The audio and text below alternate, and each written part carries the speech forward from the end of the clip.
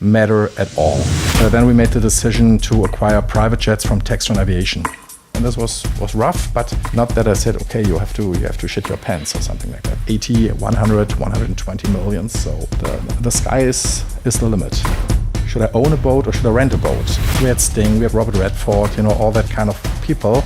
Every commercial flight, something happens and something went wrong. Because they were infected of flying private jets. The biggest catering bill was about 8,000 euros just only for catering.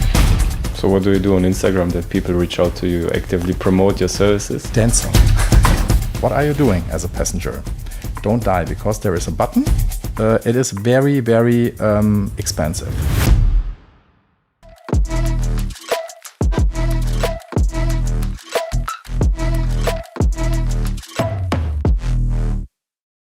So, welcome everyone to another episode of WeAreSuperyachts Podcast. Today we have a special guest who is not directly in yachting, but I would say he's making the journey more pleasant because Daniel is coordinating, in fact, how you get to your boat. He runs a bespoke concierge agency, but also arranging your flights basically with private planes there.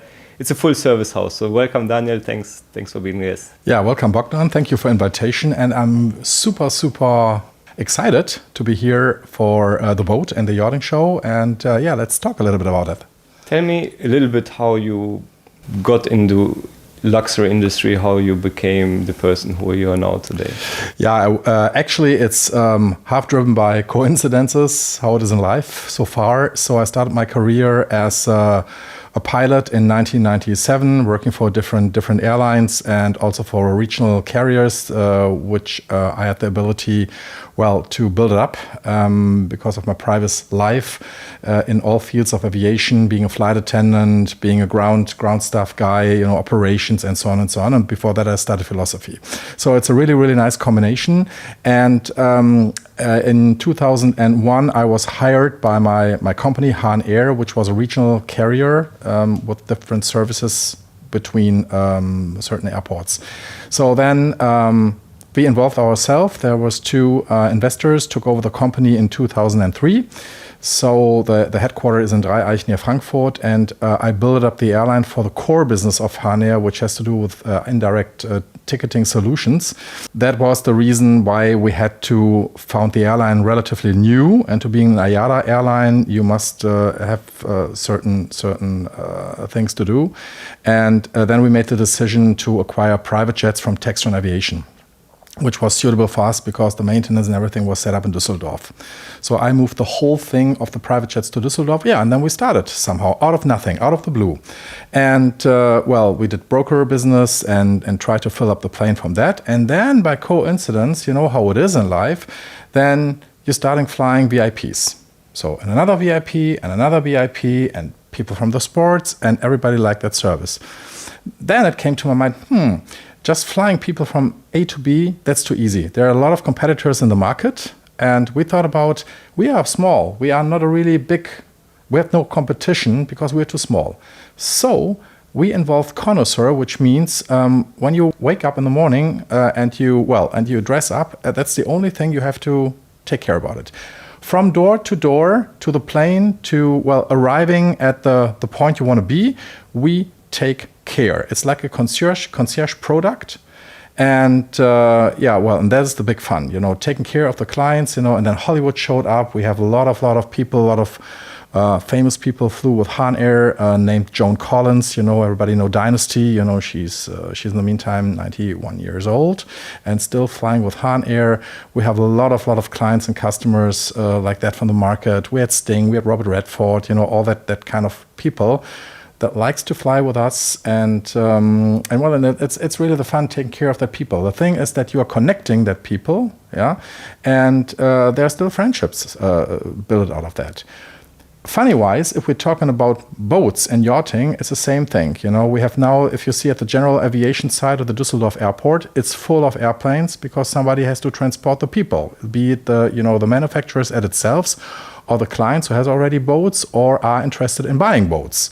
So we have a lot of common, let's say, in the aircraft and airline, especially in the bizjet industry, as well in the boat and yachting industry. So Saying that, our second, let's say, home base is Mallorca. Yeah, and as I don't have to explain that Mallorca is a big business for boats as well. So, named, in April, the Palma Boat Show is coming on. So we transport a lot of clients to the Palma Boat Show, and this is the connectivity between boats and yachts, and this is a very good match. How do customers find you? Well, that's certain ways to do. First of all, in the internet. Yeah, we have a homepage, www.hahnair.aero, or most of the clients reach me by Instagram, which is, let's say, 60% of the new clients are coming via Instagram, and this is my personal account, or the new account, Hahnair Jets. So what do you do on Instagram that people reach out to you, actively promote your services? Dancing. No, this is the thing. You know what? Yeah, you have to come up with your own ideas. Again, there are competitors in the market, and the best thing is what I call guerrilla marketing. So expose yourself and do what nobody else is doing. So that's why I started with my own Instagram account, which is very, very small, not a lot of follower, but nice follower. And that is, for example, all that soccer players. Yeah, they would never approach any homepages or something like that. So they really look out for Instagram because it's very fast. And then they contact me and said, hey, I heard we can fly with you. I can fly with you. You make a good service. And let's discuss it. Interesting. And when did you find out the power of social media? Was it a long time ago? No, I tell you something really by heart. I started with Instagram in 2018. Yeah. I had no clue about it, yeah, and still it's very hard, to get, let's say, the functionality of Instagram or any social medias. I understand nearly, let's say, 50 to 60% how it's going to be used. So I was often asked, why don't you get help, from a social media expert? They can do the stories for you and this and that. Yes, that would be easy. But at the other hand, then that's not me, and I think it's more honest to see me personally with trying that out with all that mistakes that I make. It's more fun. And the people like what you're doing. The people doing. like what I'm doing. Yeah. What is the future looking like? I mean, Instagram is for the moment your most favorable platform. You're using YouTube, you're using other platforms as well. And where do you see the future will go? Because everyone is using today social media, I think. Yeah, I think the world is almost social media driven. So we will see what the future brings, also in terms of AI. Yeah, we'll see if AI works for us. We also in distribution, or making a better connectivity. Yeah, if AI is working or not. At the moment, I don't see it like that way. I know that there's a big hype about it, and it's also a big hype about social media. But for me, it's a good mixture of using social media and do it the old-fashioned way by using my phone and talk to people, or typing or mails or whatever, So, because you don't forget that a lot of people who can afford these flights, who can afford boats, whatever, are not the let's say 20 to 30 ager, let's say the people who lives from legacies or with startups, but because we have still old money.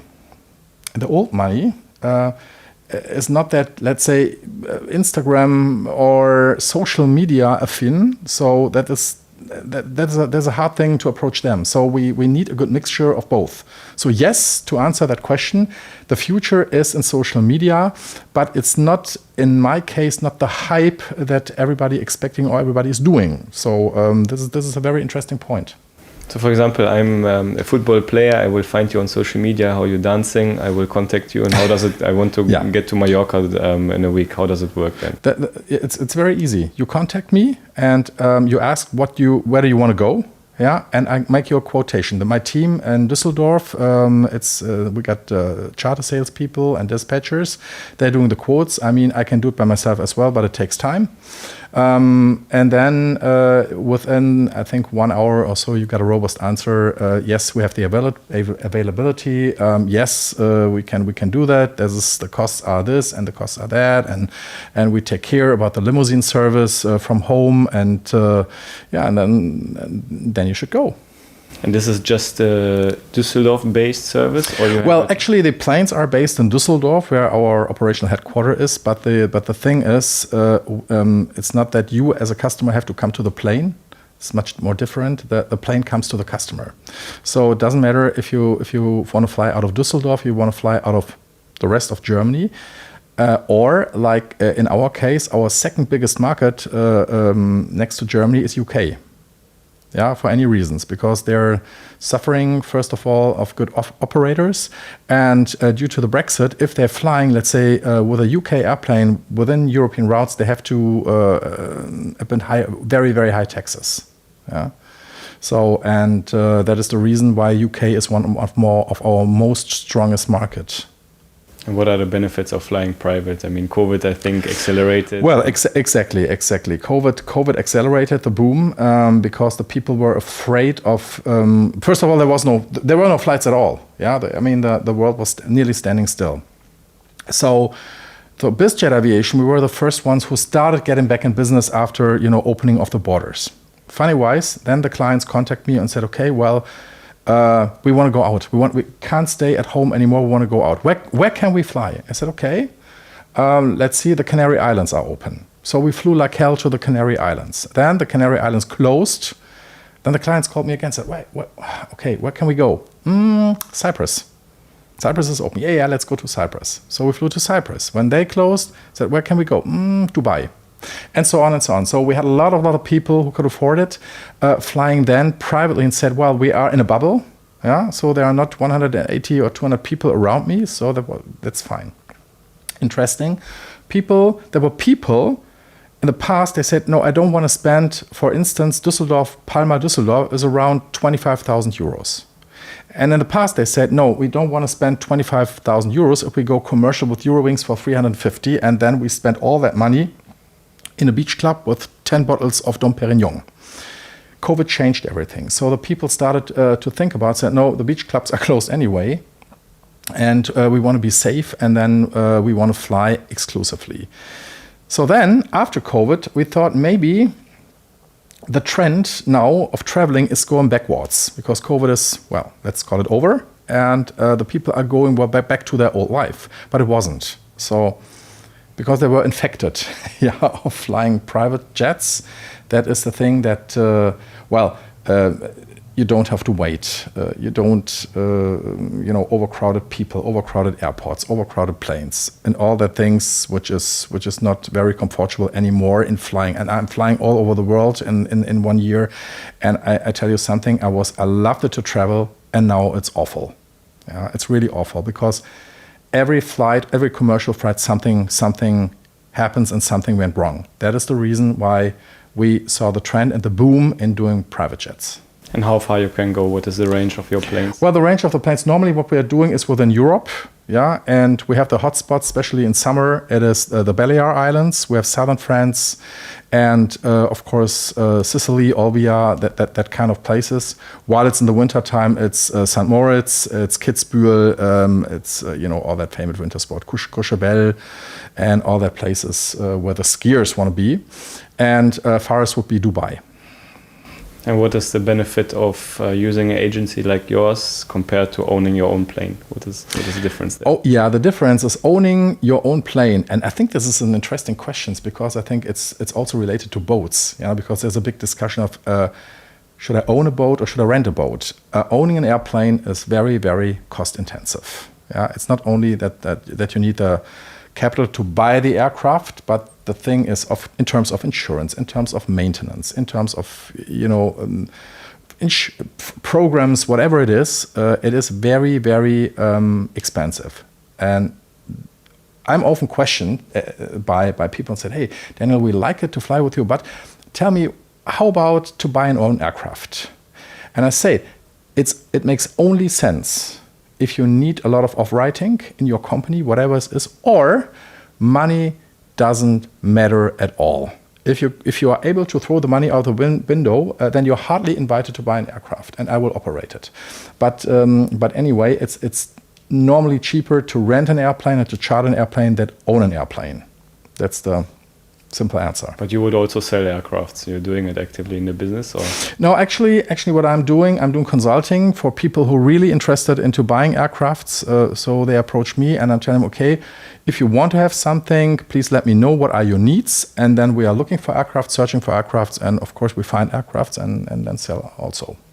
Yeah, for our audience, probably a little bit to describe, because we're talking about boats, usually aircrafts. What is the price, dimensions you can have, and what are the ranges? There are so big differences in prices. Depends what you want. You can buy the cheapest jet on the market. It's around 5 million USD. Yeah, and so in the segment what we are flying, you pay the aircraft what we are flying at the moment. One is about 12.5 million. The other is about 22 million.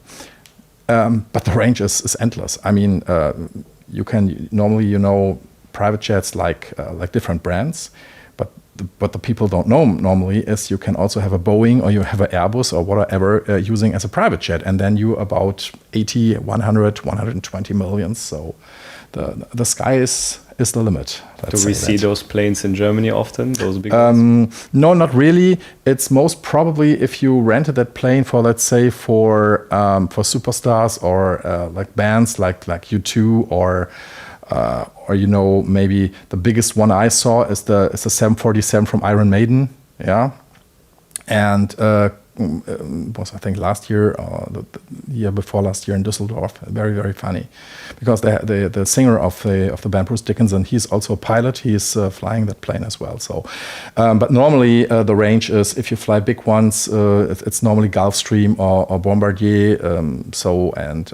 But we are more than happy also with Textron Aviation jets. So. And you're flying still yourself as a pilot? If I have the time, yes, I'm flying by myself. I'm a captain rated on our jets, and if I not have to take care of the company, I'm flying, let's say, 2-3 times a month. Where do you fly usually? What are your favorite destinations? Palma. It's because I live in Mallorca as well, so I'm shuttling between Germany and Mallorca. For me, it's very convenient then to fly on our route between Düsseldorf and Palma de Mallorca. So that makes fun. I mean, I'm quick at home. It's 2-hour flight time, and it's going to be really nice. But I was also now during that winter time. It's very exciting to fly into St. Moritz because it's a special airport, and you fly really, really close to the mountains, and then you dive into a valley and then land. And it's really fun. I still like flying. I mean, I don't have the time anymore like in the old days, but it's gonna be nice. What does it take to maintain an airplane? Because in yachting we need to do class service every second year. Yeah, same. It's the same. It's more intensive. Yeah, because we have intervals that are either time related or hourly related. Yeah, so you have to bring that, and it depends how many hours you're flying, and then you have to bring the aircraft into maintenance on a let's say, I think we have it every 3-4 months for different checks. Mm-hmm. Expensive like hell. So ultimately, there are many reasons to just charter planes. Yeah, well, it depends. I don't want to scare the people now and say, "Ooh, don't buy aircrafts." No, that would the same thing if I said, "Ooh, don't buy boats." Yeah, everybody has a certain reason. I mean, if as I said before, if you can afford it, yeah, and a lot of people can afford it, then it's going to be really, really fun to have that airplane. Yeah, and it's going to be, you don't have to take care of it because it's going to be maintained by us. Yeah, and I help. Of course, it depends. If you wanted to have a commercial, you can put it on a so-called AOC, Aircraft Operator Certificate. Then you make it commercial, like Lufthansa or British Airways, whatever. Or you can also fly it private. Yeah, you don't have to do anything. But of course, the maintenance. The thing is, what normally people do is buying an aircraft and bring it on a commercial AOC to get like an instant interest rate out of it, which is sometimes in good times higher than a bank can ever offer you. Yeah, we had times where the interest rate were between 5 and 8%. Very interesting. What about the occupation of your planes? So you have them constantly in the air, or what? It's awesome. It's super awesome. Yeah, because we have the plane nearly every day in the air, and To be honest, I have now more clients than I really can transport. But it's still nice. I mean, I don't worry at all about occupation. So what's the next big step?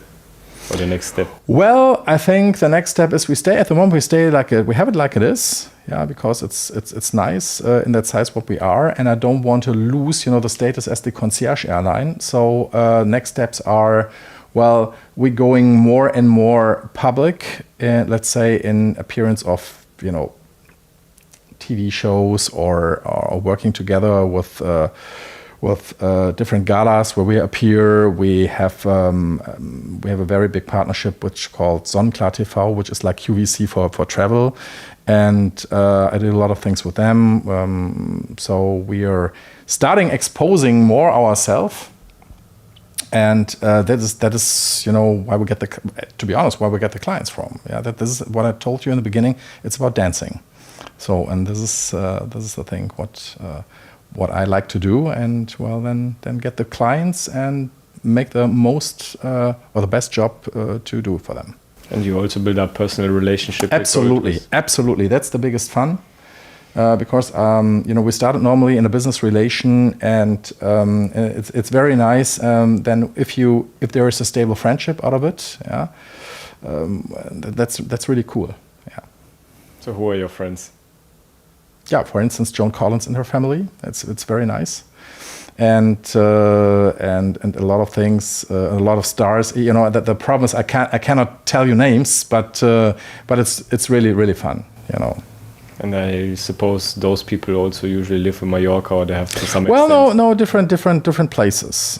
For instance, like Joan, she lives in London. She lives in the London area, and she's also live in Nice in France. So we're transporting her mostly between London and Nice. And and this is there are a lot of people have a lot of reasons to fly with us or fly with me. Sometimes they're requesting me personally, as said, Daniel, I didn't see you for a long time. Can you fly me personally? I said, okay, I can do this. So you're doing it? Of course. Yeah, if it's special requested, then of course I do it. And how many captains do you have in the fleet or in the company? Yeah, we have the total company with all the core business is about 220. So in the flight operations we have about 25 and 10 pilots. So the good thing is, because also it's small, it's like coming home. Sometimes we have clients that requested the same captain, the same co-pilot, the same flight attendant. So they never ever had to introduce themselves. You are this, and my name is that, and so that's very familiar. This is I think an important experience. Yes, absolutely. You come on board, you have your breakfast already without the egg. Yeah, we know exactly what the clients. We have a profile from the clients, so we know what they want. So everything is set up when they're coming on board.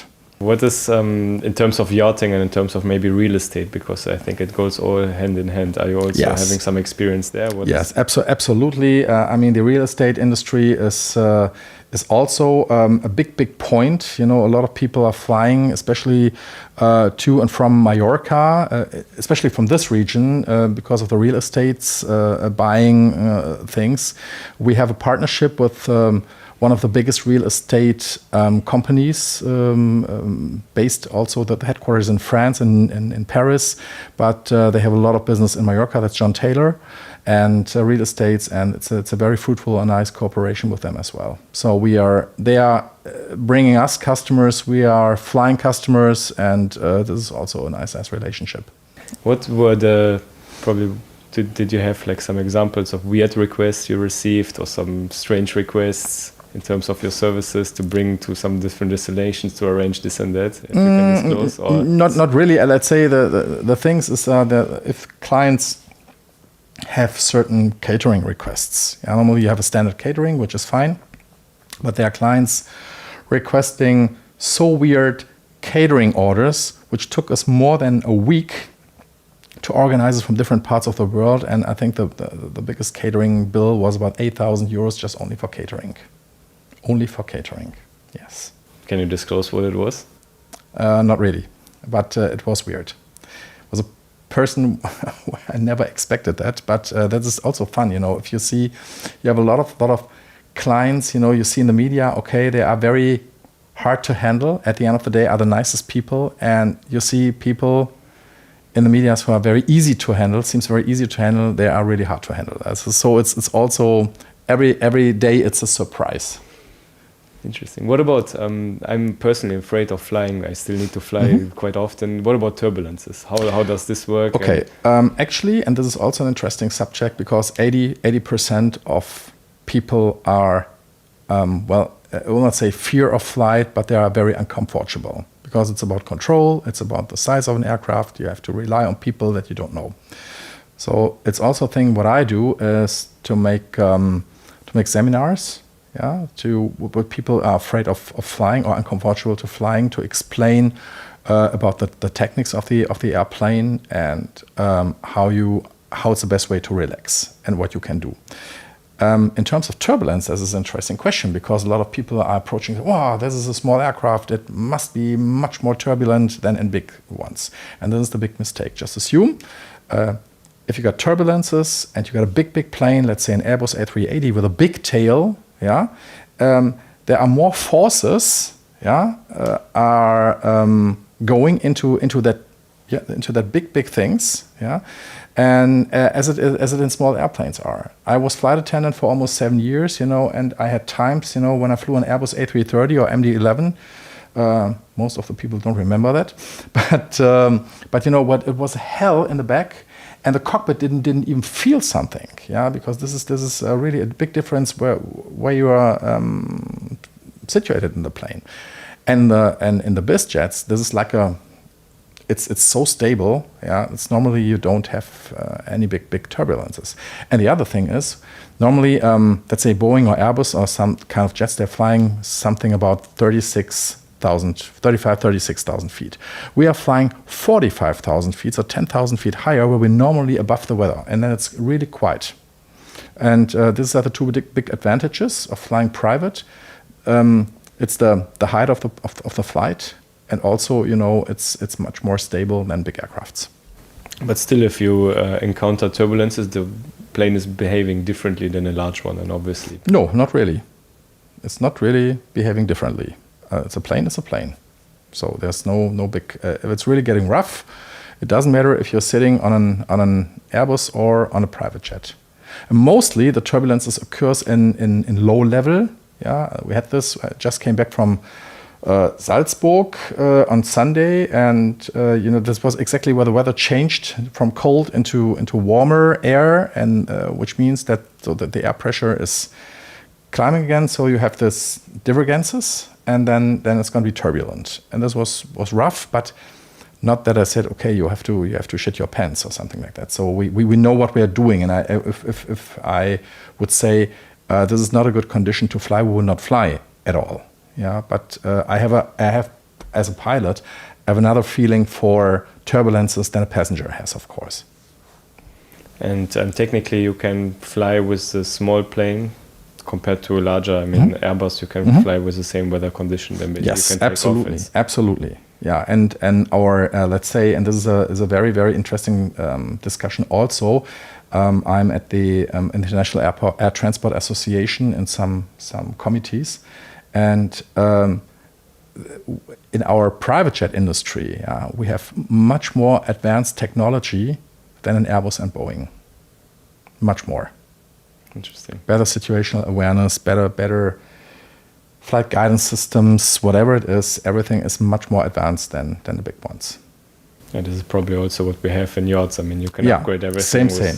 So the next let's say level of private jets is that there is it's really funny, because this is really weird. I tested it out. It's let's say alert button if, let's say, both pilots are incapacitated.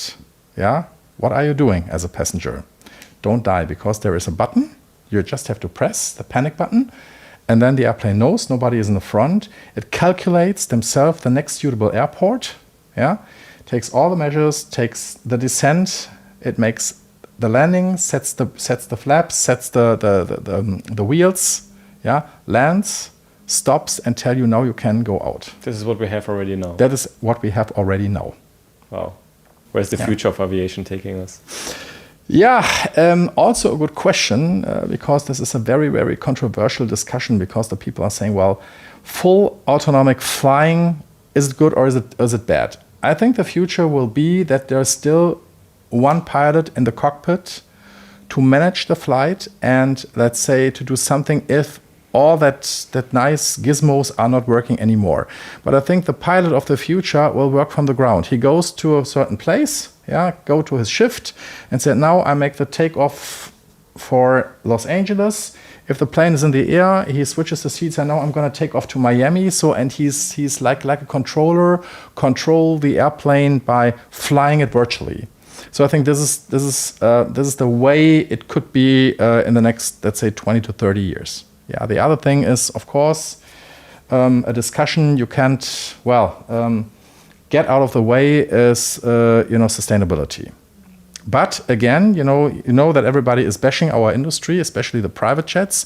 But we are the people who are much more working or let's say involving new technologies like sustainable aviation fuels than the big ones are doing, because they are overtaking the things which we are developing in our kind of business, which normal people don't understand what we are doing. And what about compensation of, how does it called? I don't remember. What is it called? Like fuel it's compensation. It's CO2. Let me rephrase. It's CO2 compensation. What we are actually also doing. I mean, this is exactly that. What we have a standard we would like to achieve until the year 2050. We would like to be 100% carbon neutral with sustainable aviation fuel. And in the moment, the only thing what you can do is to assume or to collect CO2 certificates or do it on a private base by, like we are doing in upfostering woods and plants. Yeah. So I don't like the word greenwashing, but at the end of the day, is this the thing what we have to face with? But also in that kind of area, we are much more ahead than any big airline. And ultimately, it's about managing. I think if you're flying to a destination, then collecting the people, so it's not empty leg flights, etc. We try to reduce empty leg flying. Yeah, but anyway, if you have to fly an empty leg, which also big airlines has to do as well. Yeah, if it's not really good managed, but we have it very, very little on empty legs, and we are very good on selling the empty legs. Even then, somebody has to pay for it. Yeah, and it's the client. Yeah, and then he has to pay for it, and then we have to assume to collect more, have to do more CO2 activities for that. And how does it work?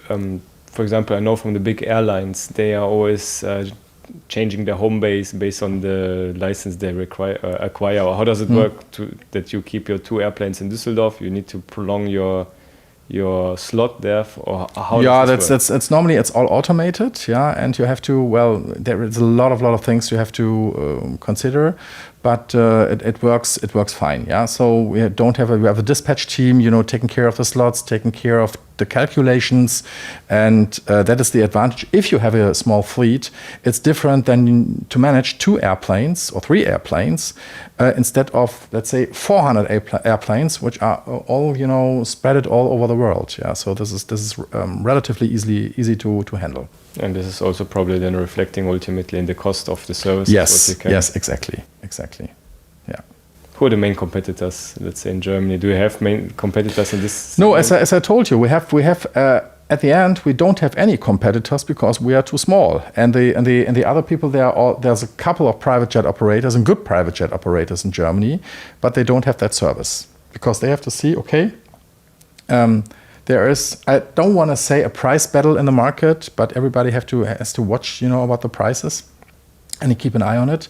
But they can only afford it if they have really to focus, on flying from A to B with a certain amount of service. But it's by far not that what we are doing. Interesting. Daniel, tell me a little bit. In yachting, we have a lot of conferences, we have a lot of boat shows, we have a lot of events happening. How does it look like in private aviation? Yeah, same. Same. You know, we have with big shows like what we call the biggest one is the NBAA, which is the world's greatest trade fair show, which happens normally once a year in Las Vegas. It's very, very exciting because all of the aircraft manufacturers are there. We have the smaller edition in Europe, which is in May, called eBase. Also the same, but a little bit smaller because it's more focused on the European market. And the conferences as well. I'm heading to London next week to the Corporate Jet Investor. Interesting. Oh, this is a good thing because this is a conference dealing with private jets, but they have also new conference. It's the same people that do it, and it's the boat I think corporate yacht show. You have to maybe think about it to come over to London and to be there. But this is B2B or B2C? Both. Yeah. And ultimately, you are catching up with the latest trends. Yes, latest... absolutely. And calling about everything what concerns us in terms of safety, terms of new products, terms of legislation. So it's roughly the same thing. Is it complicated with the legal aspect, flying from one country to another? How to? Well, yeah, it's complicated but it's mostly tax related, yeah, because everybody wants to grab a little thing out of our. That's what we are selling, and every state is grabbing up. And if you see what you have to pay, the direct operative costs of an airplane or the variable cost, let's say, if you're going to certain airports, it's unbelievable. For example, if you fly into St. Moritz, just only the reason that you land and say hello, good morning, and taking your passengers is about 3,500 euros. Yeah, just. And are there some destinations where you prefer to fuel planes? Yeah, the same thing, because this is also a thing, but we have a fuel program. It's a kind of fuel hedging we're working with. So the prices of the fuel is overseeable. But it's also, sometimes you're going to airports and you're just wondering. Yeah, I think it's the same thing, with boats. I was thinking about with a buddy of mine, to buy a boat. So I think buying a boat is one thing. The maintenance of the boat in terms of insurance, in terms of maintenance, in terms of if you have it in Mallorca, you have to pay roughly a lot of money just only to have it there. Yeah.